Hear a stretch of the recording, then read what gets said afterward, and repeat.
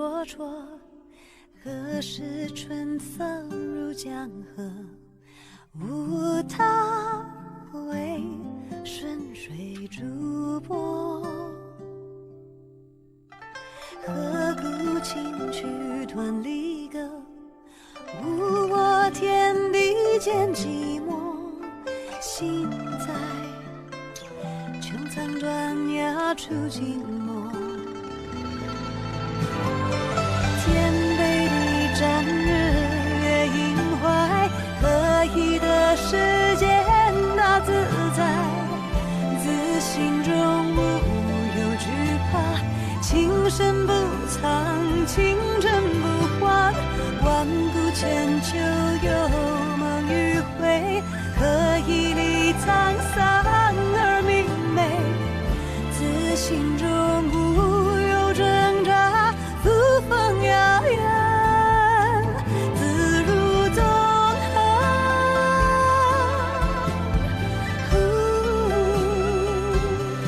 潇洒如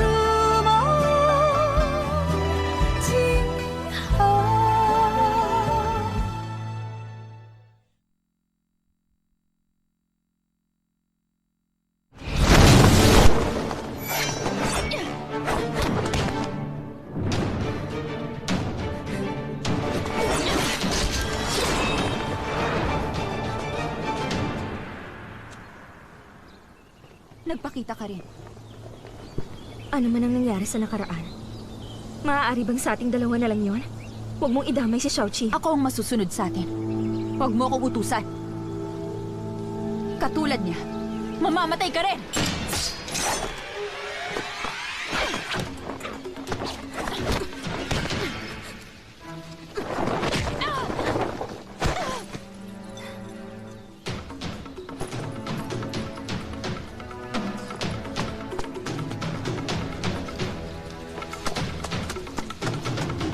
Xiaoqi! Xiaoqi!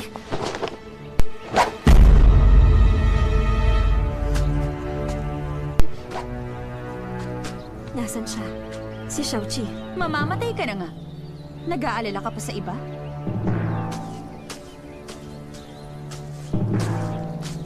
Fuyaw, ngayon na ang katapusan mo!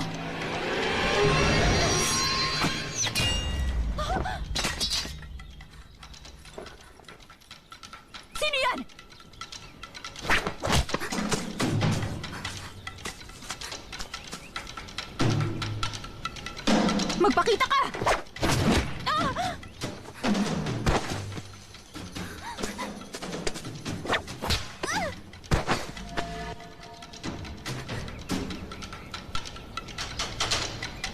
Sino ka?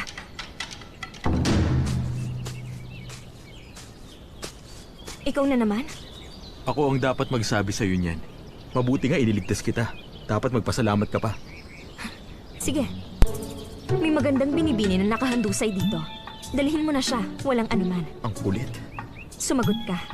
Kanina ka pa ba naghihintay dito? Kunwari ililigtas mo ako upang magpasalamat ako? Hindi sapat ang isang pasasalamat sa akin. Ayaw kitang kausap. May gagawin pa ako. Hoy, kung ako makahanap sa kanya, magpapasalamat ka na?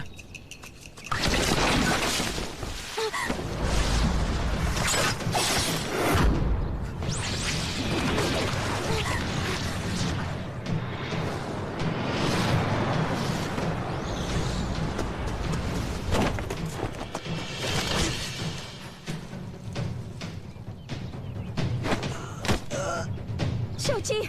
Anong lagay niya? Ayos lang siya. Pag pinutol ko ang lubid, mahuhulog ka. Akong bahala. Oo.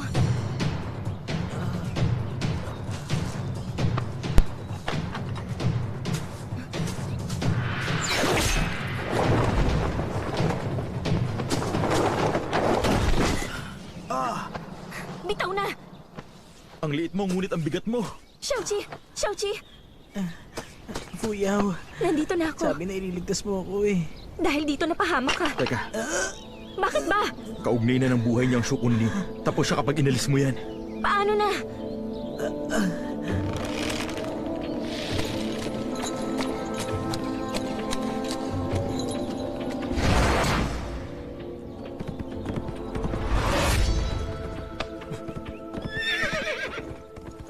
Amain, Sino nagsabing gawin mo yan?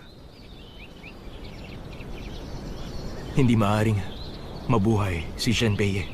Mula na makatakas siya sa sunog, malaking banta na siya sa atin. Baka ibunyag niya ang mga balak niyo. Mapapahama kayo. Kaya, Sinabi ko na sa iyo, hindi ba? Hindi siya maaaring mamatay. Mas dapat pa nga natin siyang purihin at bigyang galang. Ngayong wala ng silbi ang Shu Kunlin, paano na si Shan Nancheng? Kung maging si Xiang Beye, papatayin mo.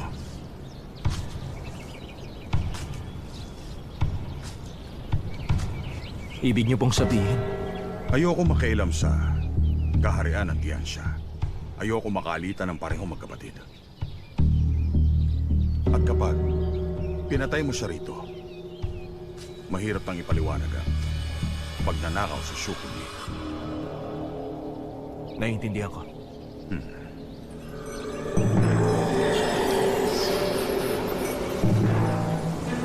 Sana lang, huwag na sana niyang pakawalan si Xuan.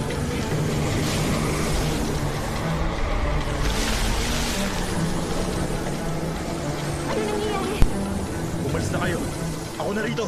Paano ka? Alis na! Huwag kang mamatay! Hindi ako basta mamamatay. Tayo na!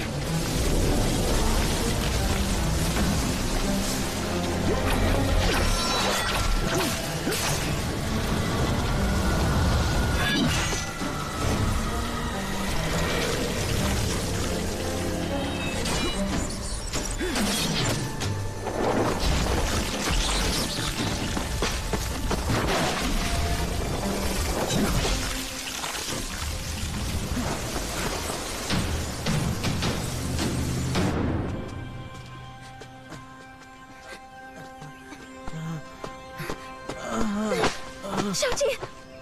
Xiaoqi! Xiaoqi! Gising! Puyo! Xianbei! Paano ito maaalis sa kanya? Paano? Pinasama mo siya ng lakas. Mabubuhay siya. Lakas? Magbantay ka. Aalisin ko na. Oo.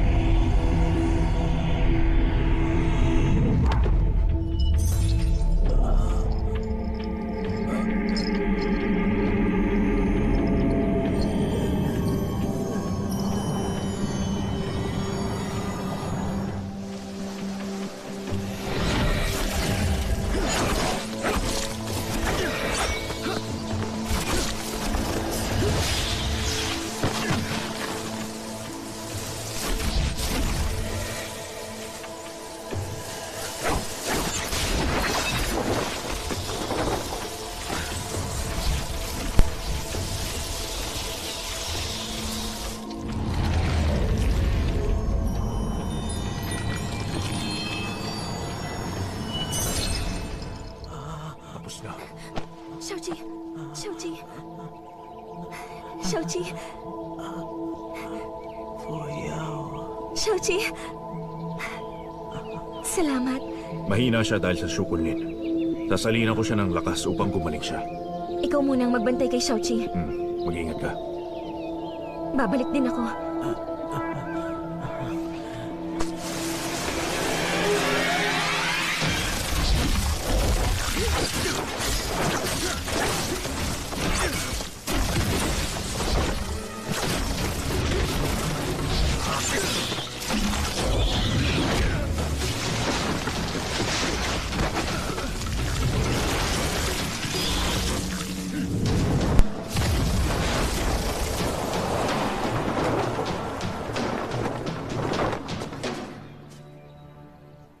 Akala ko pa naman kaya mo ang lahat. Kailangan mo rin pala ng tulong ko. Tama. Hindi ko to kaya nang wala ka. Sumagot ka. Bakit mo sinadyang masaksak ka ng espada ko?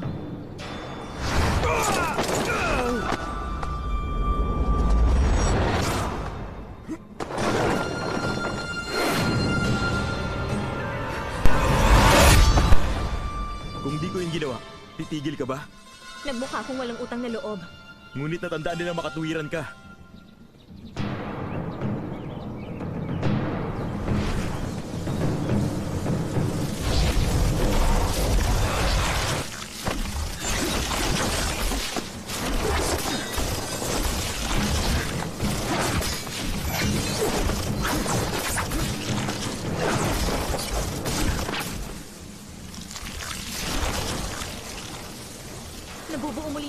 panahon. Hindi natin sila kaya. Hindi sila taong gaya natin, hindi uubra. Kung lalaban tayo sa paraan natin.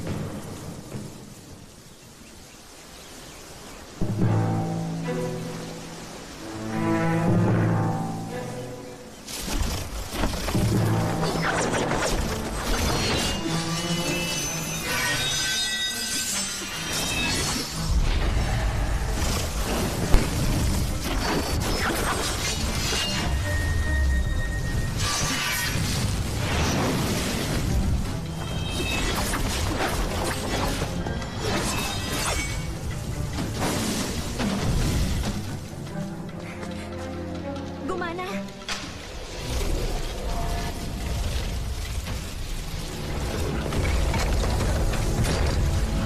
Ito ang mahirap. Bilis! Bilis!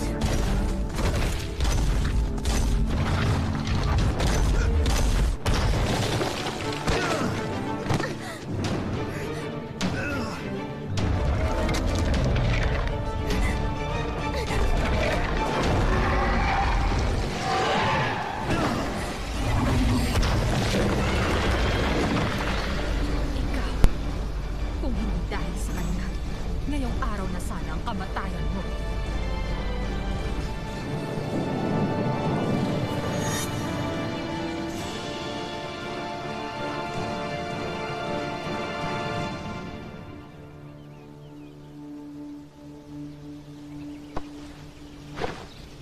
Ano nangyari?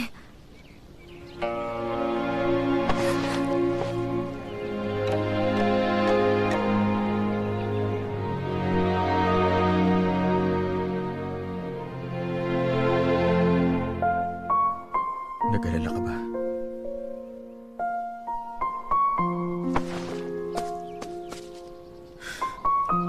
Ayaw ko lang na ibang pumatay sa'yo. Kamahalan! Kamahalan! Kamahalan! Wala sila nung muntik na ako mamatay. Ngayon hanap sila ng hanap. Nandyan na sila. Nahanap ko na rin si Xiaoqi at Shu Kunlin. May iwan na kita rito. Alis na ako. Ikaw... Tapusin natin ang palabas. Kung aalis ka na, sinong gagawa ng bahagi mo?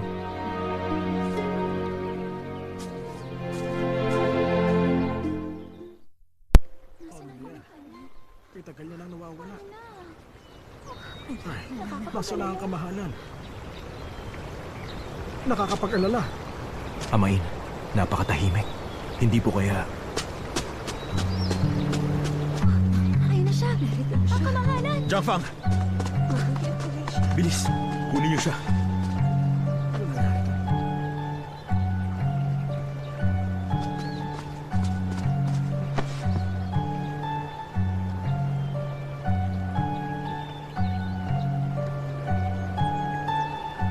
Kamahalan, ano nangyari sa inyo sa loob ng kakauyan? Anong nangyari? Punong ministro, ayaw mo ba na minana ko ang trono? Kaya balak mo ko ipapatay sa kakahuyan? Paano nangyari yun? Kamahalan, paano nyo nasasabi ang bagay na yan? Saksi ko ang langit sa katapatan ko sa inyo. Kung ganun, ipaliwanag mo ang halimaw na sumalakay sa amin. Kung hindi ako tinulungan ng babaeng yun, kung hindi dahil sa kanya, wala na sana ako sa harap nyo ngayon.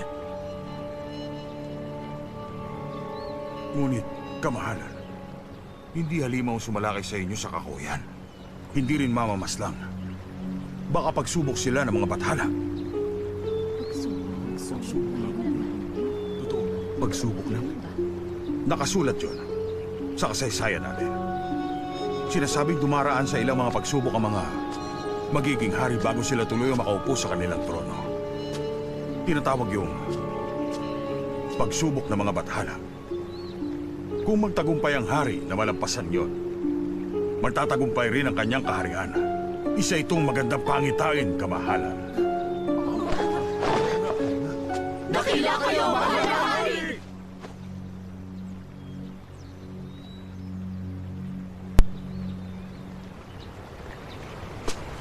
Punong ministro, totoo ba yun? Totoo po yun, kamahalan. Mabuti. Sang-ayon ng mga bathala sa pagiging hari ko. Hindi ako mag-aalalang patalsikin ako. Tama po kayo. Tignan niyo, kamahalan. Nakalabas kayo ng hindi nasusugatan. Punong ministro, dapat gantimpalaan ang binibini. Kaya, papuntahin niyo siya sa palasyo. Masusunod po, mahal na hari. Kaya lang hindi ko alam kung saan siya nanggaling, kaya... Ano ka ba? Galing ang binibining yun sa tahanan mo.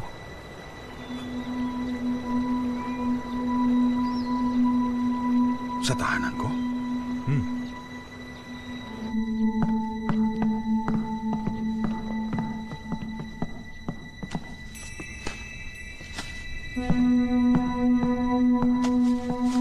Amain, anong...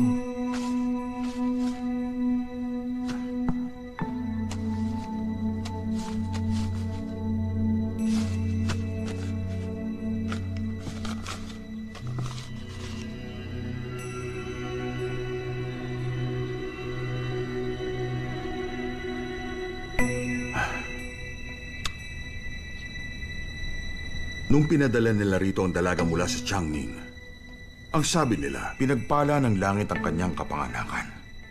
Inakala kong gawa-gawa lang yun, kaya hindi ako naniwala. Ngunit, sa nangyari kanina, totoo ngang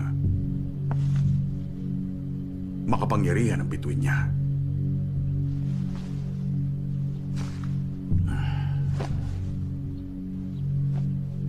Iniisip niyo po bang Bigo tayo, napaslangin si Xuan Yuanmin kanina. Hindi pala siya ganun kadaling patayin gaya ng inaakala ko. Ang magagawa na lang natin, dahan-dahanin ang mga balak natin.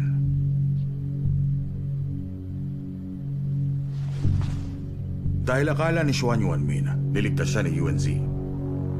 Magagamit natin siya upang magtanim ng kapanalig natin sa tabi ng mahal na hari. Huh? Tadhana nga naman.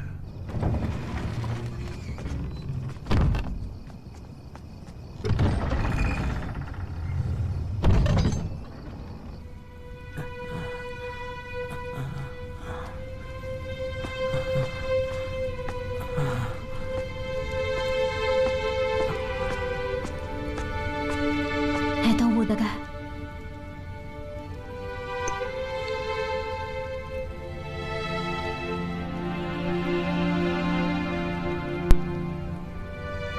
Bumuti na ang lagay niya. nagawa niya makaligtas?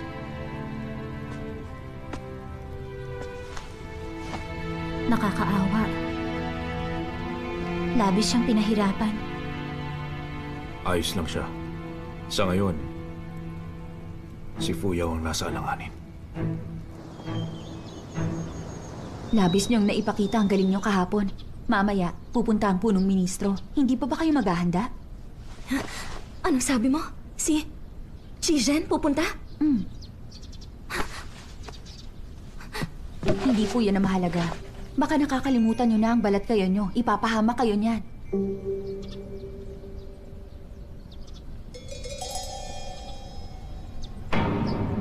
Paano mo?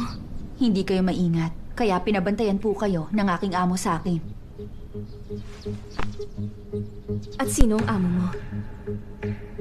Si Janbeye ba? Kahit na kilala si Prinsipe Lie, wala pa rin siya kung iahambing sa amo ko.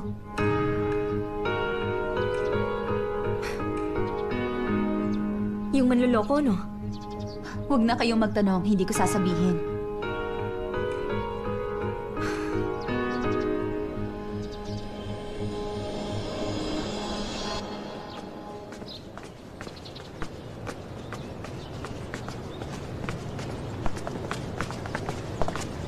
Binabati ko kayo, punong ministro.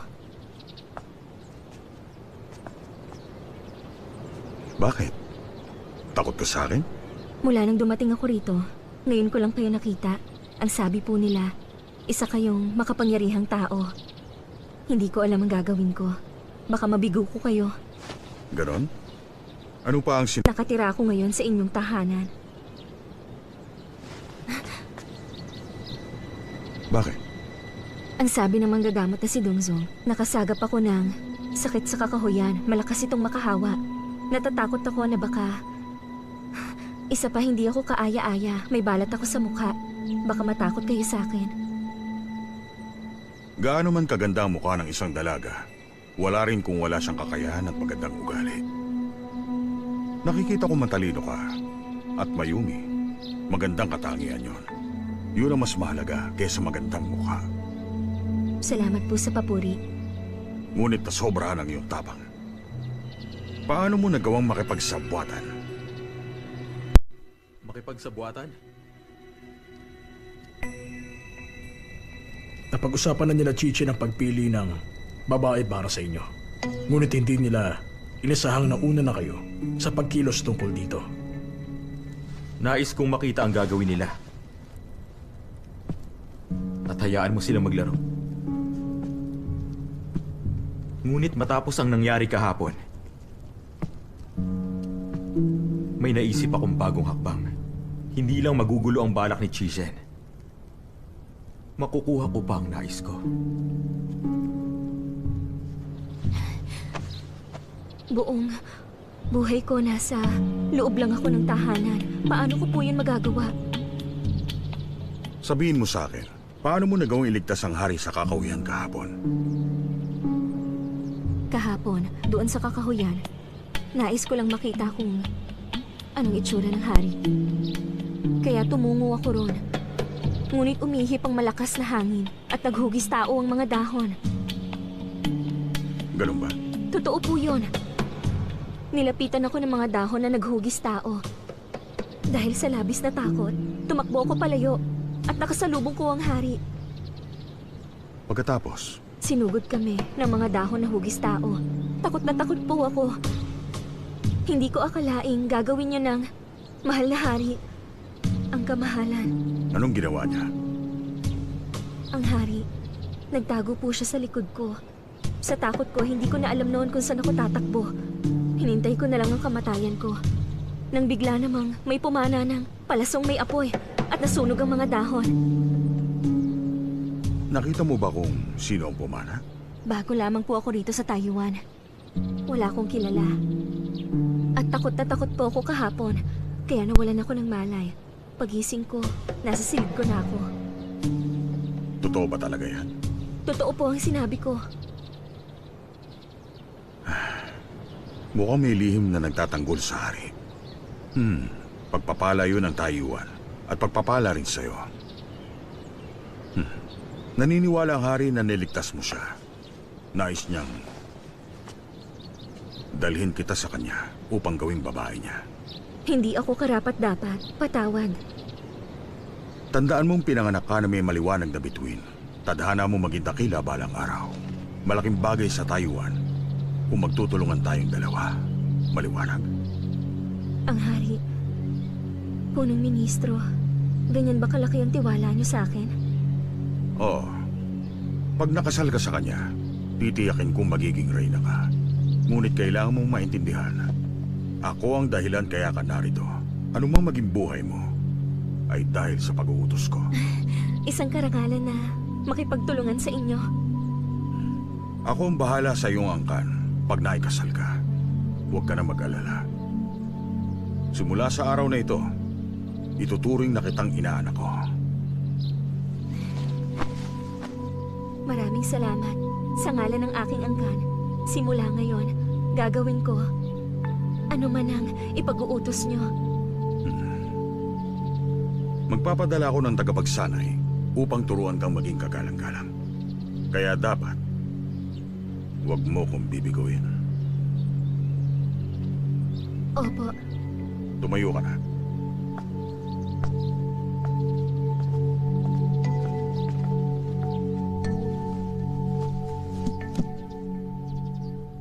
Nabalik na ang Shukunlin sa may-ari nito.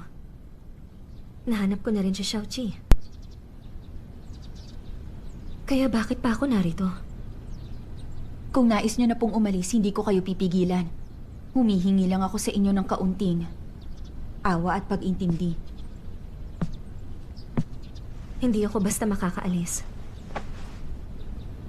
Kapag ginawa ko yon, lahat ng tagapagsilbing nag-alaga sa akin, maging ang buong angka ng Yuan sa Changning, mapapahamak silang lahat.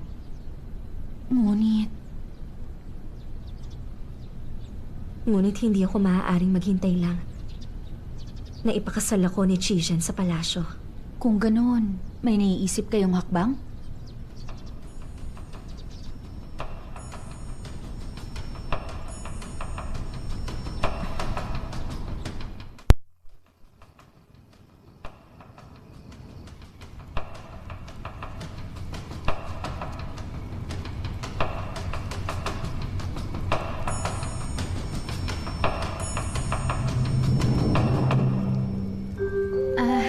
Mauna ka nang kumain. Sige lang, wag mo na kaming...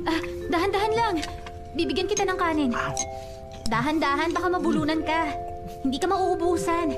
Eto, Salamat. tiyak nahirapan ka. Labis ang pinagdaanan mo ng dahil sa Shukunlin. Tingnan mo nga, ang payat mo na oh. Natakot ako na baka hindi mo kayanin. Ayos lang ako. Ayos lang. Kaya lang si Fuyo na wala nakulong sa tahanan ng punong ministro. Kaya kailangan ko kumain at lumakas upang iligtas siya. May naisip ka na bang paraan? Oo. Hilong-hilong muna ako nung nandun ako. Ngunit nakabisado kong pasikot-sikot dun. Hindi ako matalino. Ngunit ang isip ko, magaling magkabisa. Huwag ka mag-alala. Pupuslit ka sa tahanan ni Chijan upang iligtas si Fuyaw? Iisa lang pala tayo ng iniisip eh. Sige, isali mo ako dyan ah.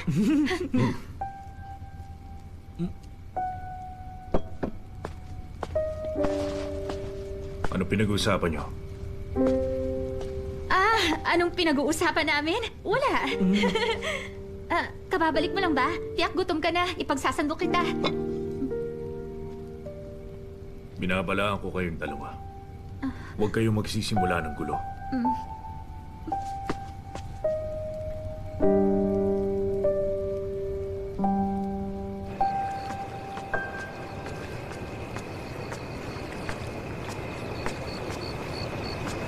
Amain, Ano na ang balita? sabi ni Peyuan, wala siyang kinulong na sinuman dito. Nais ko po sana siyang tanungin. Kaya lang po, nagalit siya at nagwala. Wala na akong nagawa. Kalokohan. Ano bang tingin niya sa tahanan ng tiyo niya? Ipakalat mo na inuutos kong hindi maaaring palabasin si Peyuan. Ang sumuway, patayin. Opo. Nagtanong-tanong na rin ako. May dinalaw daw na binatilyo sa kakahuyan si Peyuan kahapon lang. At pag uwi niya, sugatan na raw siya. Nawawala na raw ang binatilyo. Amain, hindi kaya nabawi na ng tuluyan ni Janbeye ang Shukunlin? Ganon din ang naisip ko. Nakapagtatakang lumitaw siya kahapon. Kakaiba ang pakikipag-usap niya sa akin sa harap ng hari. Maaaring alam niya na kung nasaan ang Shukunlin. Hindi ba, maghintay na lang muna tayo. Opo. Siya nga pala, may balita po mula sa palasyo. Mag-isa raw na tumungo si Jiang Henyan doon. Pinatawag daw ng hari. Oh? Wala raw may alam kung anong napag-usapan. Ngunit sabi ng mga tagapagmatsyag natin, tungkol yon sa sahod ng mga kawal at ng 8 pinuno. Sahod? Minarinig pa silang mahalagang bagay? Pagpunta raw doon ni Jiang Henyan, pinaalis lahat ng hari ang mga tagapagsilbi niya. Wala na silang ibang narinig. Huwag po kayong mag-alala.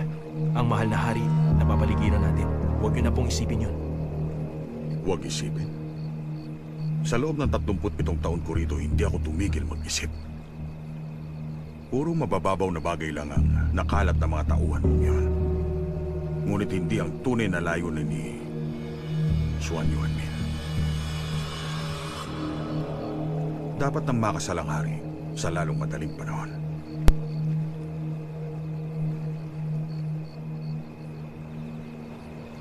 Amain, iaasa niyo ba talaga ang lahat kay Binibining Yuan?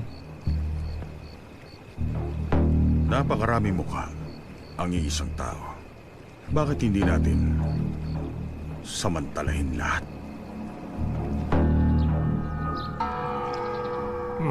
Magaling.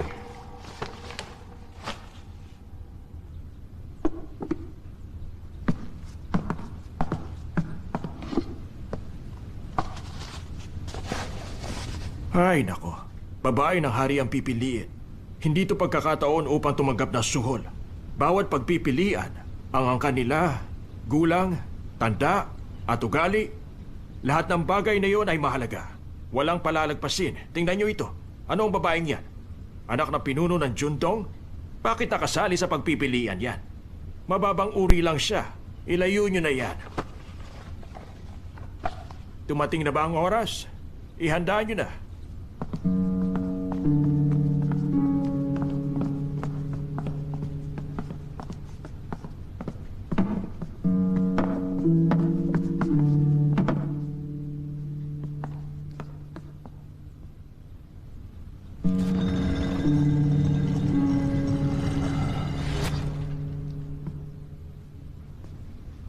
Sila ang mga babaeng pagpipilian ng mahal na hari. Isa sa mga babaeng ito ang magiging reyna ng Taiwan.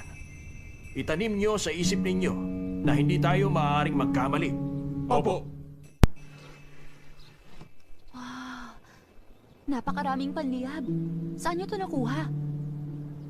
Mamaya, magkakaroon ng malaking sunog. Upang makatakas ako rito, may matatagpuan silang sunog na bangkay sa hilagang tahanan.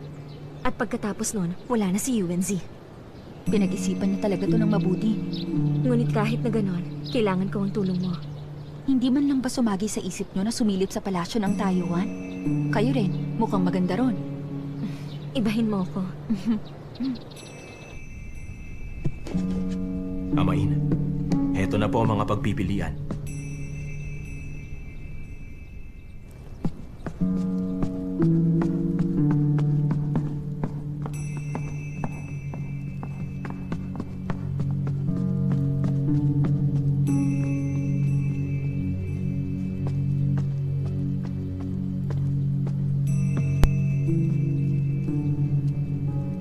Nagbukas na po ang maharlikang bulwagan. Lahat ng pagpipilian ay nakalagay po rito. Heto po.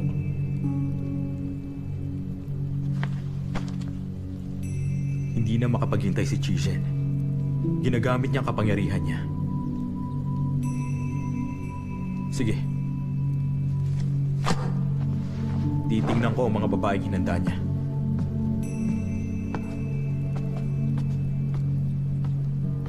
Ang anak ng pangalawang pinuno, ang pamangkin ni General G. Nais mo bang malaman kung bakit hindi siya karapat-dapat? Bakit po, Amain? Ang totoo, galing siya sa magandang angkan at bagay na pagpilian. Ngunit sinali ko lang siya sa listahan upang paglaruan ang kanyang tiyo. Yun lang ang dahilan. Kapag nakapasok siya sa palasyo, huwag natin kalimutan. Ang kanyang lolo ay minsang naglingkod sa namayapang si Prinsipe Wenyi. Prinsipe Wenyi?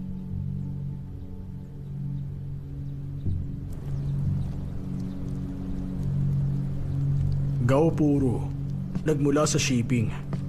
Maganda at mahubog, mapulang pisngi. Kahit hindi mag-ayos, mamula-mula ang kanyang muka.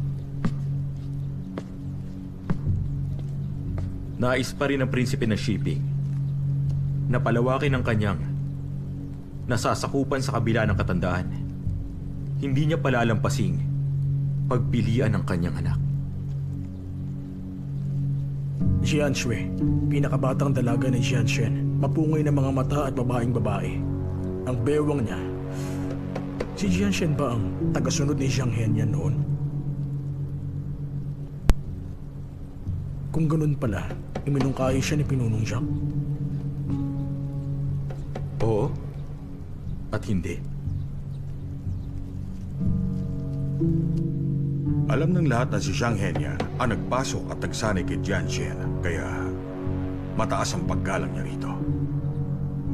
Ngayong isa sa mga pagpipilian ng anak niya, itinuturing siya na kapanalig ni Jiang Henyan.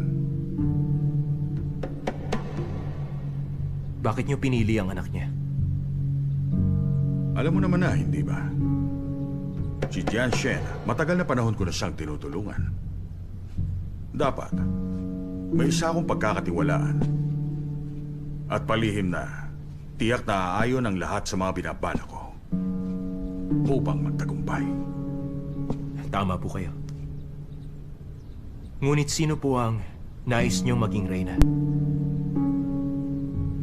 Ang bagay na yan, ang mahirap pagpasyahan. Tunay man na hangal si Xuan Yuanmin o talaga lang nagpapanggap siyang hangal, hindi siya dapat maliitin.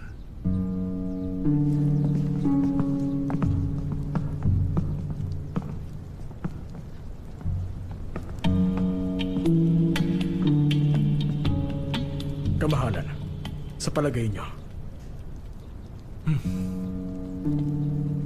General, Prinsipe, Maharlika at Punong Ministro. Lahat sila iminungkahi ng mas makapangyarihan kaysa sa Punong Ministro. Mukhang may pagkakampi-kampi sa likod nito. Lugar ng pag-aagawa ng kapangyarihan ng palasyo. Kaya huwag mong maliitin ang tinatagong hangarin ng mga babae. Kung minsan, sila ang pinakamatalim na espada. Ang espadang tinutukoy niyo ay... Alam ko na kung sinong kailangan ko. Kahit na ako na ang hari ng Taiwan, hindi ko siya mapapasunod. Ibig niyo pong sabihin, lumabis po ako.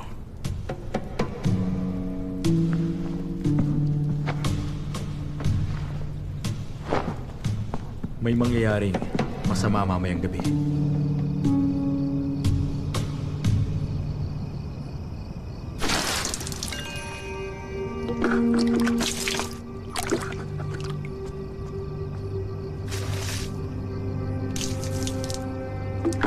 Magandang gabi. Magandang palabas to kay Chishan. Malakas ang hangin. Kapag kumalat ang apoy, tumakas na kayo.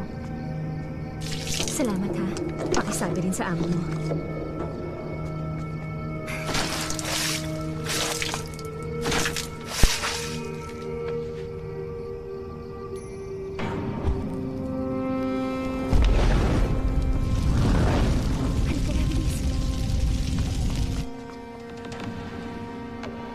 Bilog ang buwan ngayong gabi. Ang kaliskis ng dragon. Pulang buwan.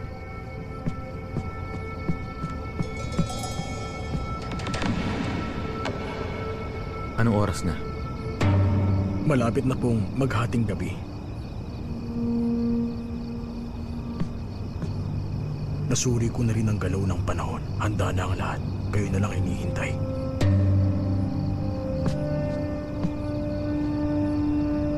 Tulong! Tulungan niyo ako! May sunog! Tulungan niyo ako! Tulong ang pinasan niyo! May sunog! Tulungan niyo ako! May sunog!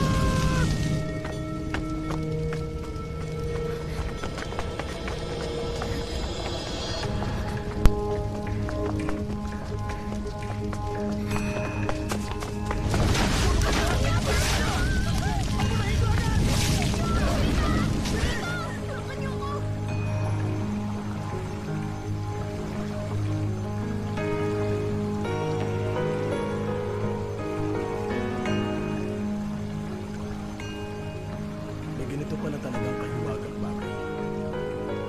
Mabuti ang langit sa mga tao. Isa ang balutin ng dragon sa apat na banal na bagay.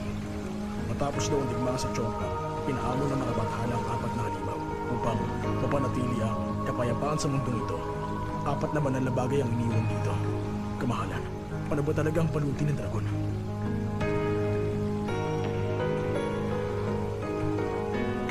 Iba-iba ang kahulugan nun sa bawat tao. Nais ng ibang maging bata, malusog at malakas. Kaya yung ibigay sa kanila nito. Kaya pala ginawa nila ang lahat upang makuha nila ang baluti. Kahit mapuwis ng buhay. Kahit ang kilalang si Prinsipe Wenyi hindi nakaligtas. May sabi-sabi noon sa Taiwan na tinago raw niya ang baluti. At nagtangkang agawin ng trono at yun ay kinamatay niya. Ikinasira yun ang pangalan niya. Ngunit ang sabi rin, talagang mas magaling siya sa hari. Nagselo sa kanya ang sarili niyang ama. Kaya ginawan siya ng kwento, saka ipinapatay. Iba't iba ang kwento tungkol sa nangyaring yon. 15 taon na rin. Sino pang makakaalam kung anong totoo at kung anong hindi? Maliban sa mga sangkot sa gulo, wala nang may pakialam. Ngunit, nakalimutan man yun na iba. ang katotohanan ang mangingibabaw.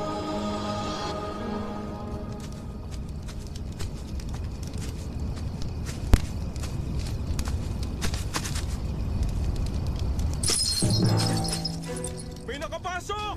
Huliin niyo siya! Sundan natin! Bilis! Bilis! Hanapin niyo! Sige, hanapin niyo! Hanapin niyo mabuti!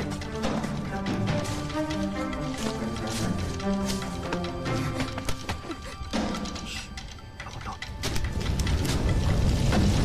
Dito! Tingnan niyo ron! Hanapin niyo mabuti!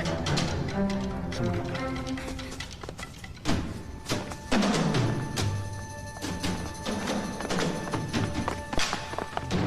Huwag niyo hayaan makatakas! Bilis! Paano na? Wala nang oras. Tayo na. Oo. Ayun!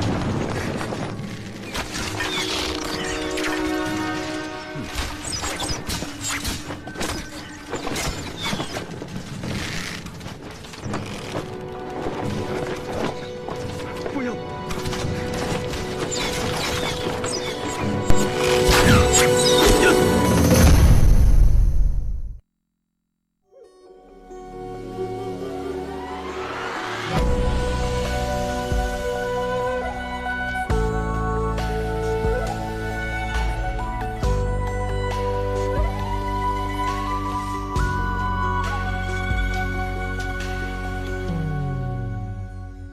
你懂什么？三界有什么好？若无贪嗔，若并无烦恼，又怎能叫我一步三回头？为爱愁，为恨求，为情把魂魄都丢掉。要我爱的那个爱我，只要那一个爱我。你用什么换这一爱难求？若无病弱，若永无苍老，又怎叫花火孤身逐星斗？为人守，为心留，为梦把运气都赶跑。要我美得多，他魂魄一直在他心里闪烁。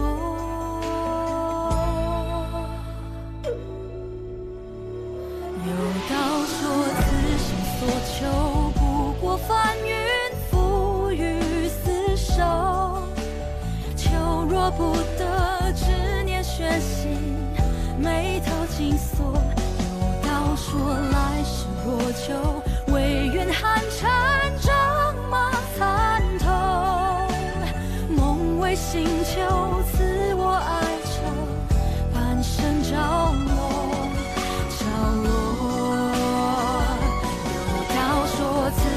所求不过翻云覆雨厮守，求若不得，执念悬心，眉头紧锁。